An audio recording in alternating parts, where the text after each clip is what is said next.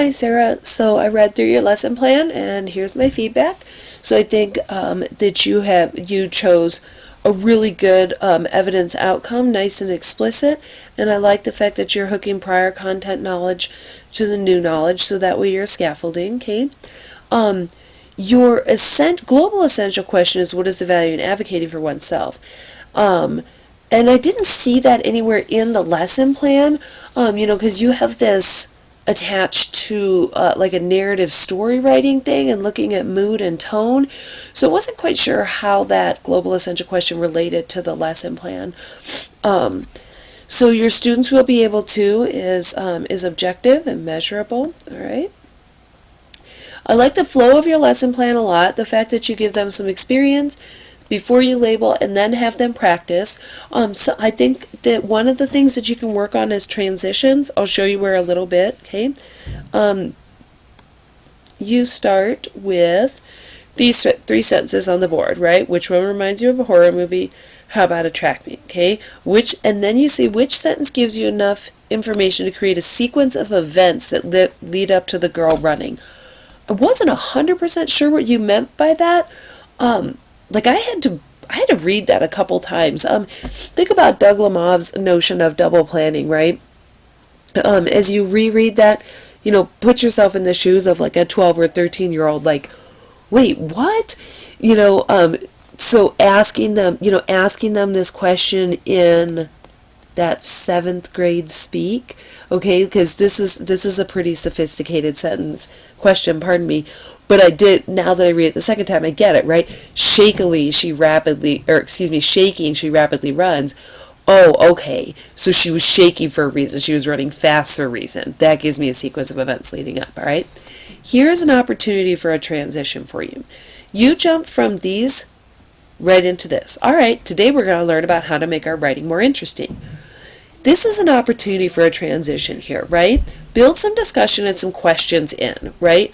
When you say she runs, what do you picture in your head? Okay, what do you picture? What do you picture? What do you picture? Weird, we got 3 different things. Shaking, she rapidly runs. What did you picture? What did you picture? What did you picture? Oh, we're getting a little closer. Proudly, she runs. What did you picture? What did you picture? What did you picture? Oh, those are kind of close too. So what is it? What's the difference between she runs and then adding some of these descriptive words in there?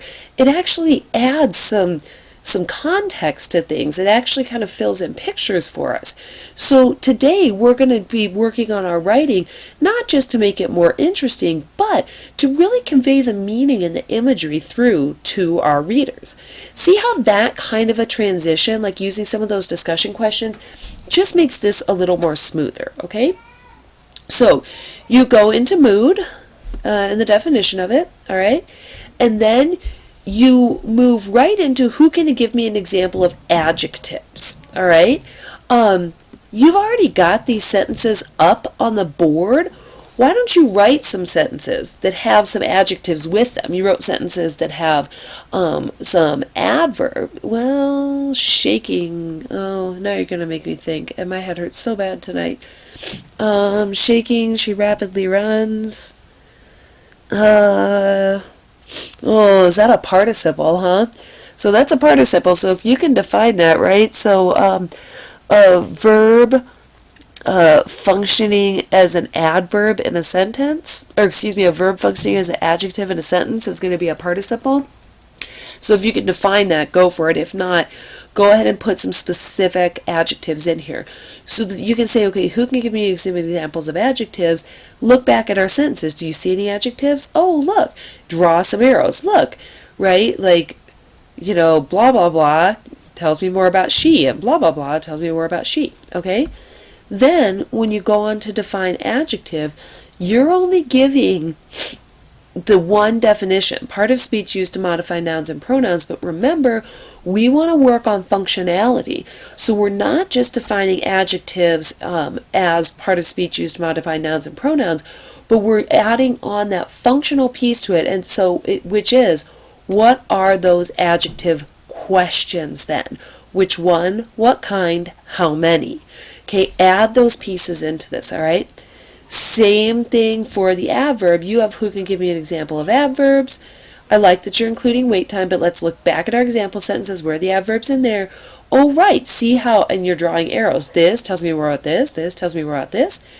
You have the definition here, part of speech used to modify verbs, adjectives, and other adverbs, but we want to push beyond that and give those functional definitions. What are those adverb questions? Which one, what kind, and how many?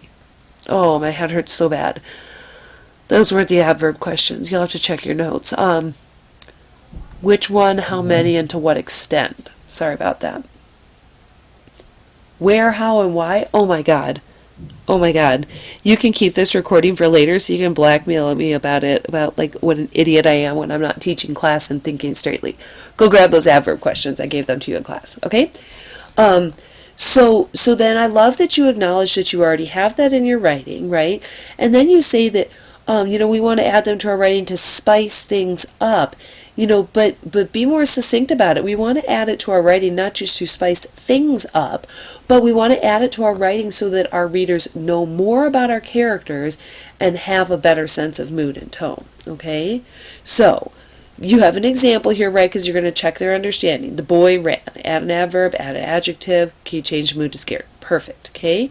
Perfect. Right? Go back to that same sentence. How would you add it? Make it into the mood of happy or excited. Wonderful, okay?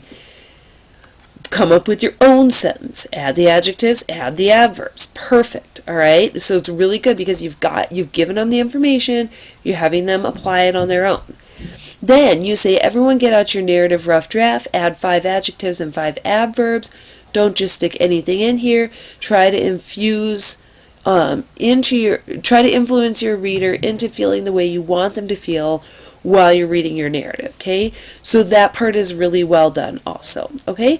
So really, I'm sort of just nitpicking your definitions a little bit and your transitions, but other than that, this is a really well done lesson plan. Nice job.